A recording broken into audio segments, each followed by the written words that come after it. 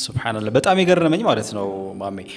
አሁን ብዙ ጊዜ አቅም ሰዎች ኢቭን አንዳንዴ አቅም ኖሯቸው ጉዳዩን ማድረግ እየቻሉ ተሰጥኦ ኖሯቸው እውቀቱ ኖሯቸው ይሄ እንዴት ነው ስሜታቸውን መግለጽ የሚፈልጉትን ነገር መናገር የሚፈልጉትን ማድረግ መሆን የሚፈልጉትን ማድረግ ስላልቻሉ ብቻ በጣም ብዙ ጊዜ ወደ ኋላ ሲቀሩ ይታያል አይደለ?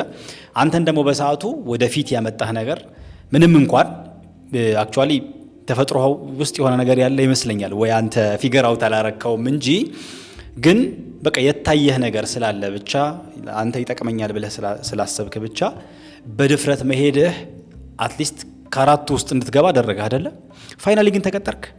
በኋላ በቃ ወረዱ ተባልን። አራት ብቻ ነበርን አላልኩም? አራታችንም ታስታውሳቸዋለህ? አራቱን ማን ነበሩ? የሚታወቁ አይደሉም እኮ እንዴ! ታዋቂማ እዛ እንዴት ይወዳደራል? ኦልሬዲ ከናንተ በፊት ገና ሊቀጠር የሚመጣ ነው። ችሎታ አለኝ ብሎ አዲስ ናት። እንደው ምናልባት ከዛ በኋላ ለፈልጌ ነው እንደው የሚታወቁ ሰዎች ናቸው ከአራቱ ውስጥ የነበሩት በኋላ ላይ አንዷ ልጅ እኔ ፈተና አራቷ ውስጥ የለችም። እሷ መጀመሪያ ከወደቁ ሰዎች ውስጥ ናት። ባይገርም በኋላ ብሔራዊ ቲያትር ተቀጠረች።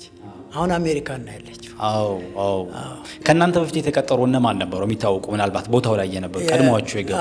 የሥራ ባልደረቦቼ ከነበሩት ውስጥ ቀድሞኝ የገቡት ኤልያስ ተባባል፣ ሻምበል በላይነህ፣ አበበች ደራራ የምትባል ነበረች፣ አሁን በህይወት የለችም፣ ፀሐይ ዮሐንስ።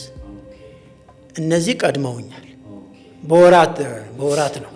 ካንተ ቀድሞ ነው የገቡት። ግን ይሄ ቡድን ለህዝብ አልቀረበም። እሺ ገና ቀጥሮ ለማሰልጠን ነው የሚለው። እንትኑ ምንድነው?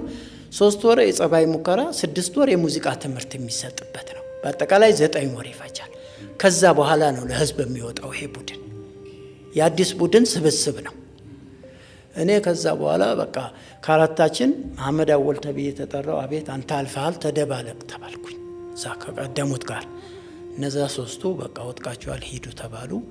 በዚህ መልክ እዛ ውስጥ ገባው።